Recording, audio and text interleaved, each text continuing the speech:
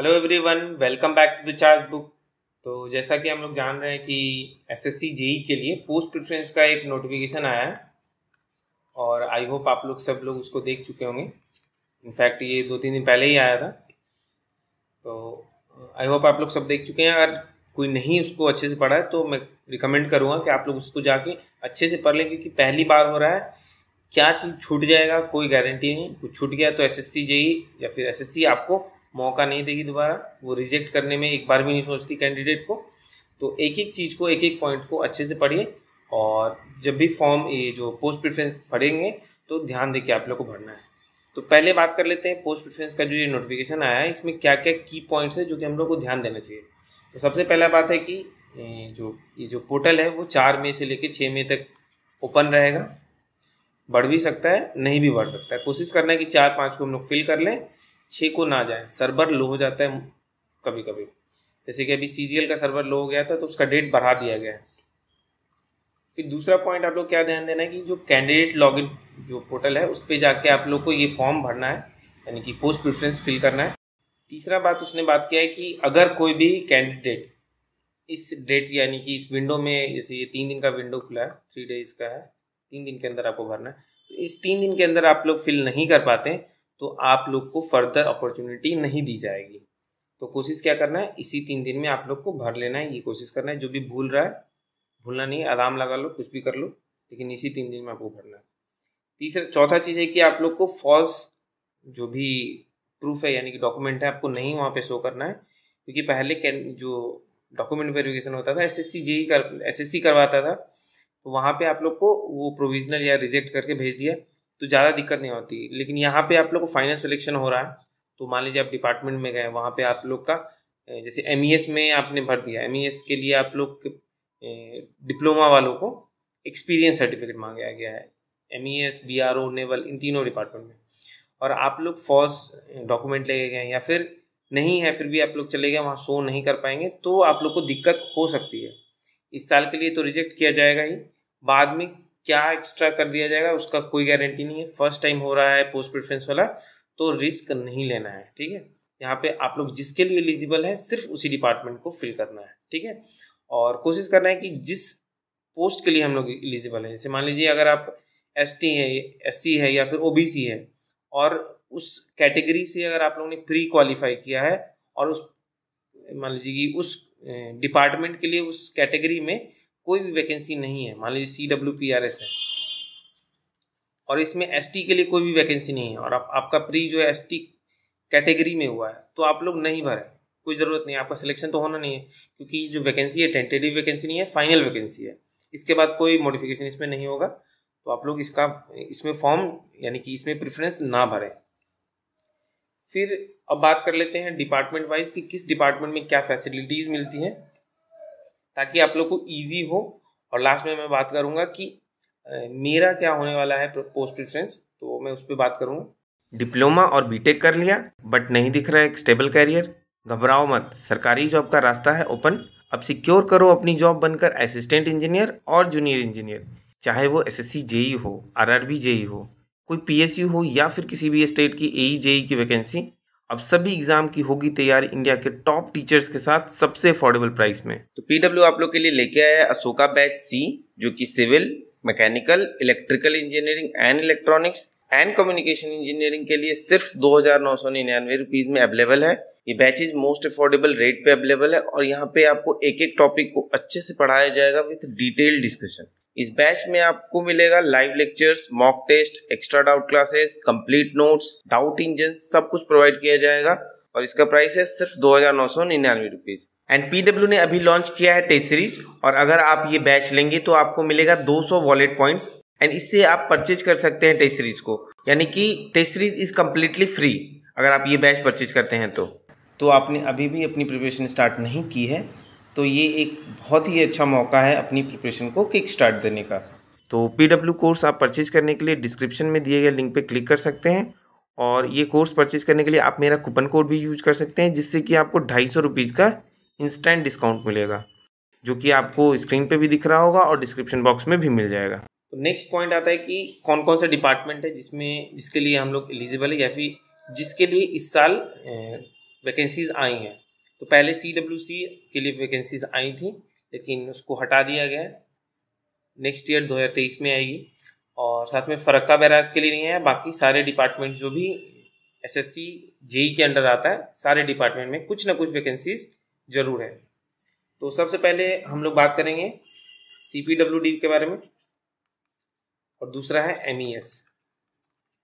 तो इन दोनों डिपार्टमेंट के बारे में हमको नहीं लगता है कि मुझे कुछ कहने की ज़रूरत है, क्योंकि इस पे मैंने यहाँ पे आशुतोष सर द्वारा 2 वीडियो रिकॉर्ड हो चुका है, जिसमें कि उन्होंने काफ़ी अच्छे तरीके से हर एक डाउट को क्लियर कर दिया है। और उसमें हम लोग ने 2 वीडियो बनाया था, जिसमें कि एक था पोस्ट सिलेक्शन यानी कि जब ज्वाइनिंग के बाद, और एक था प्री सिलेक्शन यानी कि जब आप लोग का मेरिट लिस्ट में आशुतोष जी का नाम आ गया था और ज्वाइनिंग के बीच में क्या क्या प्रोसीजर होते हैं उसके बारे में बात किया गया था। मेडिकल कैसे होता है, DV कैसे होता है, डिपार्टमेंटल ट्रेनिंग कैसे होता है, फिर प्रमोशन के बारे में उन्हें बात किया था, CPWD क्या वर्क करती है, सब कुछ के बारे में बात हुआ था। तो अगर आप लोगों ने उस वीडियो को नहीं देखा है तो जाके देख सकते हैं, डिस्क्रिप्शन बॉक्स में मैं डाल दूंगा लिंक। फिर MES में विक्रमजीत सर जो द्वारा एक वीडियो बनाया गया था, जिसमें उन्होंने भी अपना जो भी एक्सपीरियंस है वहाँ पे जो भी लाइफ ऑफ JEE यानी कि JEE को क्या फैसिलिटीज़ मिलती है, हर एक चीज़ के बारे में बात किया था, क्या वर्क करना पड़ता है। तो उस वीडियो को भी आप लोग देख सकते हैं, उसका भी लिंक मैं डाल दूंगा। तो इन दोनों के बारे में मुझे नहीं लगता है कोई दिक्कत आपको आएगी, बाकी मैं ऊपर बता देता हूँ। तो CPWD में मोस्टली हम लोग को मेंटेनेंस वर्क देखना पड़ता है, जैसे कि जो भी सेंट्रल गवर्नमेंट का जो भी क्वार्टर हो गया, जितना भी बिल्डिंग्स हुआ, सेंट्रल विस्टा प्रोजेक्ट हुआ, हर एक का जो भी कंस्ट्रक्शन मेंटेनेंस सारा काम जो है सो CPWD करता है। और मोस्टली जितना भी प्रोजेक्ट आता है सेंट्रल गवर्नमेंट का CPWD के द्वारा ही आता है। तो बहुत ही अच्छी ऑर्गेनाइजेशन है, जहाँ पे आप लोग को बहुत कुछ सीखने को मिल सकता है, तो एक्सप्लोर करने के लिए बहुत कुछ है। तो ये डिपार्टमेंट इसीलिए सबसे मोस्ट फेवरेबल माना जाता है हर एक कैंडिडेट द्वारा। तो अगर आप लोग इंटरेस्टेड हैं तो सबसे पहला प्रेफरेंस आप लोग CPWD का दे सकते हैं। दूसरा है यहाँ पे MES।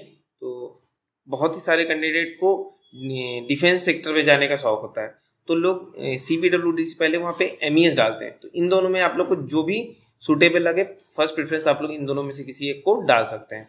MES में एक्स्ट्रा क्या क्या मिलता है, एक्स्ट्रा में आप लोग को मिल जाएगा कैंटीन कार्ड मिल जाता है, जिसमें कि 8000 के आसपास आप लोग पर मंथ शॉपिंग कर सकते हैं। उसके बाद दूसरा होता है लीकर कार्ड वगैरह आप लोग को नहीं मिलता है, लेकिन अगर कोई ड्रिंक वगैरह करता है तो वहाँ पे इजीली आप लोग को अपने फ्रेंड्स वगैरह जो भी आर्मी पर्सनल है वहाँ से आप लोग ले सकते हैं। बाकी जो भी मेस का फैसिलिटी है, मेस का फैसिलिटी भी आपको नॉमिनल रेट पे, यहाँ पे फ्री में आप लोग को नहीं मिलेगा। नॉमिनल रेट जो भी आर्मी पर्सनल को मिलता है उस रेट पे आप लोग को वहाँ पे मिलेगा, जो कि काफ़ी नॉमिनल चार्ज होता है। बाकी स्पोर्ट्स फैसिलिटी, जिम का फैसिलिटी, ये सब एक्स्ट्रा फैसिलिटीज़ MES में मिलेगा। और एक अलग जो डिसिप्लिन वाला लाइफ यहाँ पे आप लोग जी सकते हैं। काफ़ी अच्छी डिपार्टमेंट है, यहाँ पे आप लोग ज़रूर ऑप्ट कर सकते हैं। फिर अब तीसरा डिपार्टमेंट आता है CWPRS। तो इसके बारे में बहुत लोग को डाउट है कि ये कैसा डिपार्टमेंट है और ये करता क्या है। तो मोस्टली ये जो है सो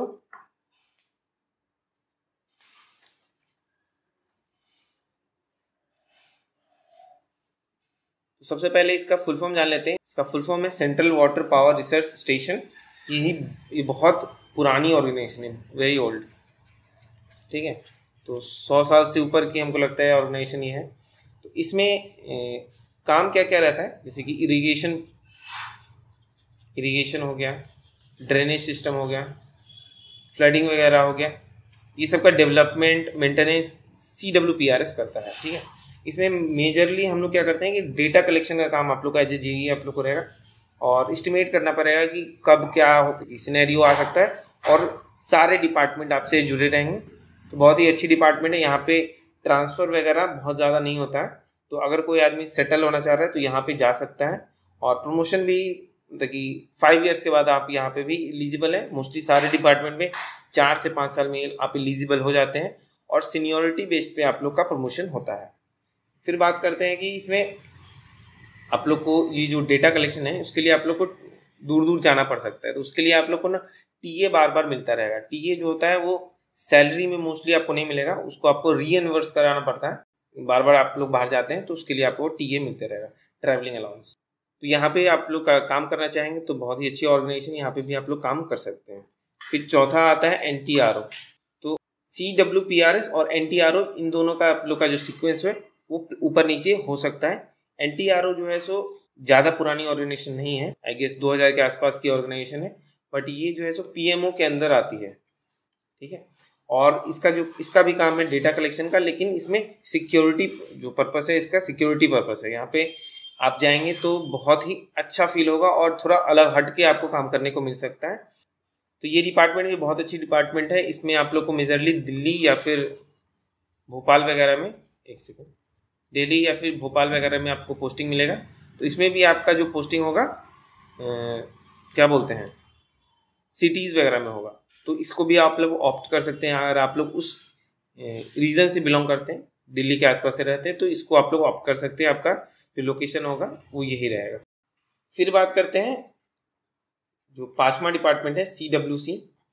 क्योंकि CWC का वैकेंसी हटा दिया गया है तो इसके बारे में बहुत लोग जानना नहीं चाहेंगे, लेकिन 2023 वालों के लिए ये बेनिफिशियल हो सकता है। 2022 वाले इसको स्किप कर दें, कोई दिक्कत नहीं। तो इसमें भी वो खास करके फ्लडिंग वाला काम है, यानी कि जब भी फ्लडिंग आएगा उस टाइम आप लोग का जो वर्किंग आवर है वो बढ़ जाएगा। बाकी पूरे साल आप लोग को बहुत कम काम करना पड़ेगा और काफ़ी इंटरेस्टिंग डिपार्टमेंट है। इसमें भी ट्रेनिंग होता है 1 मंथ का। CPWD में 6 मंथ के आसपास होता है। वहाँ फील्ड ट्रेनिंग और क्लासरूम ट्रेनिंग दोनों होता है। यहाँ का जो CWC का ट्रेनिंग काफ़ी इंटरेस्टिंग होता है, काफ़ी प्रीमियम जगह पे होगा। आप लोग को बहुत अच्छा लगेगा यहाँ पे ट्रेनिंग करके। तो CWC पे एक वीडियो आने वाला है जो कि मयंक मंजूल सर का है। वो ऑलरेडी CWC में काम कर रहे हैं और उनसे मेरी बात, तो कुछ ही दिन में मैं कोशिश करूँगा 2-3 दिन में आप लोग को वीडियो मिल जाए। और मैं कोशिश करूँगा कि CWC में जो भी फैसिलिटीज़ वगैरह और जो भी वर्किंग कल्चर है उस पर बात करें, ताकि आप लोगों को थोड़ा सा आइडिया मिले कि CWC में क्या क्या काम करना पड़ता है। जी। फिर तो इसमें यही है कि फ्लडिंग वगैरह रहेगा तो आप लोग को मोस्टली काम रहेगा यहाँ पे बहुत ज़्यादा। और इसमें मेजरली इलेक्ट्रिकल का यहाँ पे काम नहीं है, मैकेनिकल और सिविल का ही यहाँ पे वैकेंसी रहता है। इन्हीं 2 डिपार्टमेंट के लिए ये वैकेंसी निकालती है। इस बार 200 वैकेंसी थी लेकिन उसको हटा दिया गया है। अब बात करते हैं छठी डिपार्टमेंट, यानी कि क्या किसका बात करें, BRO का। चलिए बात करते हैं BRO में भी जो पोस्टिंग होगा आप लोग का जो भी बॉर्डर पे होगा, जैसा नाम से ही लग रहा है, बॉर्डर रोड ऑर्गेनाइजेशन इसका फुल फॉर्म है। CWC का सेंट्रल वाटर कमीशन है। तो BRO में आपको मोस्टली हिमालयन रीजन में आप लोग का पोस्टिंग होगा।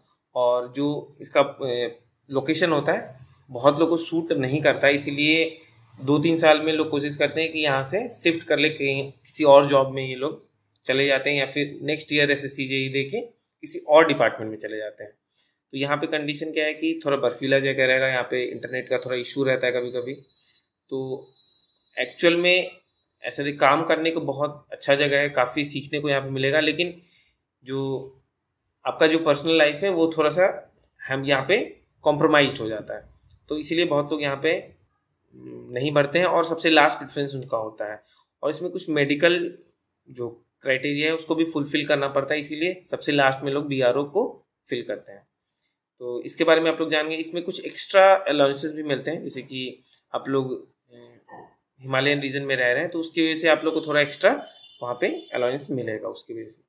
बाकी सब कुछ सेम होता है। और यहाँ पे आपको सिर्फ यही डिपार्टमेंट है जिसमें कि आपको एक यूनिफॉर्म मिलेगा, बाकी किसी डिपार्टमेंट में यूनिफॉर्म आपको नहीं मिलता है। और यहाँ पे आपको प्रॉपर ट्रेनिंग दी जाएगी। तो काफ़ी अच्छी डिपार्टमेंट है, लेकिन बहुत सारे जो क्राइटेरिया हैं उसकी वजह से लोग इसको ऑप्ट नहीं करते। फिर बात आती है DGQA नेवल, ठीक है। तो इसमें आप लोग को मोस्टली नेवी, कोस्ट गार्ड, इन लोग को सर्व करना पड़ेगा, यानी कि जो भी टेक्निकल असिस्टेंट्स हैं वो आप लोग को इन लोग को प्रोवाइड कराना पड़ेगा। जो भी आप लोग जैसे कि JEE टेक्निकल वर्क के लिए हम लोग सेलेक्ट होते हैं तो उसमें जो भी काम होगा वो हम लोग यहाँ पे प्रोवाइड कराएंगे। इसमें भी मोस्टली जो क्या बोलते हैं लोकेशन होता है, यानी कि पोस्टिंग जो होता है मोस्टली सिटीज़ में होता है। तो सिटीज़ में आप लोग को पोस्टिंग चाहिए तो आप लोग के लिए DGCL, DGQA, CPWD, उसके बाद आपको हो गया NTRO, इन सब में आप लोग भर सकते हैं। बाकी में आप लोग लास्ट में उसका प्रेफरेंस आप लोग डाल सकते हैं। फिर आता है इसमें जो पोस्टिंग हो गया वो सिटीज़ में होगा। दूसरा हो गया प्रमोशन भी यहाँ पे जल्दी हो जाता है, वही 5 ईयर के अराउंड आप लोग एलिजिबल हो जाएंगे। उसके बाद जैसे ही आपका सीनियरिटी बेस्ड पे आप लोग का जो भी है प्रमोशन किया जाएगा। उसके बाद नेक्स्ट डिपार्टमेंट आता है ministry of ports and shipping वाला, जो अंडमान निकोबार वाला है, ठीक है। Ports and shipping and waterways, ठीक है, पोर्ट्स शिपिंग एंड वाटर, ठीक है। चूँकि ये न्यू डिपार्टमेंट है, एसएससी जेई में ये पहली बार ऐड हुआ है, तो यहाँ पे बहुत ज़्यादा यहाँ पे डेटा नहीं है इसके बारे में, तो इसके बारे में बहुत कुछ मैं बता नहीं पाऊँगा। बाकी इसमें जो पोस्टिंग होगा वही जैसा लग रहा है अंडमान निकोबार और लक्षद्वीप में ही होगा। अगर आप लोग को शौक है कि मैं मरीन के आसपास काम करूं तो आप लोग इसको ऑप्ट कर सकते हैं और इसको ऑप्ट कर सकते हैं। बाकी जो भी अलाउंसेस हैं, जितना भी फैसिलिटीज़ है बाकी डिपार्टमेंट में जो मिलती है वो यहाँ पे भी मिलेगी। इसके बाद बाकी सारा डिपार्टमेंट तो हमको लग रहा है हो गया। फिर एक फरक्का बैराज है, तो उसमें भी आप लोग जानते हैं कि वहीं पे खाली आपका पोस्टिंग होगा, बाकी जितना भी फैसिलिटीज़ है सेम रहेगा। एक और चीज़ मैं बताना चाहूँगा कि CWC में जो है तो आप लोग को फॉरेन पोस्टिंग भी दिया जाता है।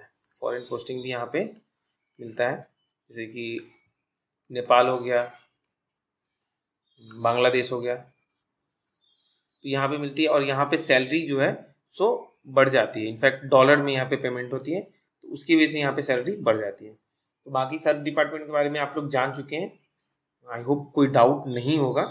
और मैं लास्ट में अपने बारे में बता दूं कि मैं किस हिसाब से पोस्ट प्रेफरेंस को फिल करने वाला हूं। तो सबसे पहला मेरा जो प्रायोरिटी रहेगा वो CPWD रहेगा। दूसरा रहेगा आपका MES। तीसरा यहाँ पे एक्चुअली मैं भी डाउट में हूँ कि NTRO और CWPRS, इन दोनों में मुझे डाउट है। सबसे लास्ट मेरा जो है वो BRO रहेगा। बाकी इन दोनों में पर्सन टू पर्सन डिपेंड करेगा, जो लास्ट में मुझे जैसा ठीक लगेगा इन दोनों में से मैं उसमें फिल कर दूंगा। बाकी बचता है ये क्या बोलते हैं अंडमान निकोबार वाला, और कौन सा DGQA नेवल। एक सेकंड, तो आई होप आप लोग को सब सारा डाउट आप लोग का क्लियर हो गया होगा। तो मेरा जो पोस्ट प्रेफरेंस रहेगा ऐसा रहेगा, आप लोग को जो सही लगता है वैसे आप लोग भर सकते हैं। बाकी डिप्लोमा वाले MES, NTRO और BRO को फिल ना करें अगर आप लोग के पास एक्सपीरियंस नहीं है तो। बाकी आप लोग जिस भी कैटेगरी से बिलोंग करते हैं उस कैटेगरी का देख लें कि उस कैटेगरी में वैकेंसीज है कि नहीं, अगर आप लोग का जो प्री में सिलेक्शन कैटेगरी बेस्ड पे हुआ है तो। चलिए मिलते हैं नेक्स्ट वीडियो में। Till then thank you. आप लोगों को भी डाउट होता है कमेंट बॉक्स में कमेंट कीजिए, हमारे टेलीग्राम चैनल पे आके आप लोग कमेंट कर सकते हैं। ये डेटा कलेक्ट करने में काफ़ी मेहनत लगी, खास करके जो एक्स्ट्रा जो डिपार्टमेंट्स हैं जैसे कि DGQA, Andaman Nicobar, CWPRS, CWC, इसमें सारे कैंडिडेट से मैंने बात की और वहाँ से जो भी डेटा कलेक्ट हो पाया उसके अकॉर्डिंग मैंने बताया है। कुछ भी आप लोग को लगता है कि कुछ छूट गया हो तो आप लोग कमेंट बॉक्स में कमेंट कर सकते हैं, या फिर कुछ भी अगर डाउट हो रहा है तो भी आप लोग कमेंट कर सकते हैं। तो चलिए मिलते हैं नेक्स्ट वीडियो में। Till then thank you.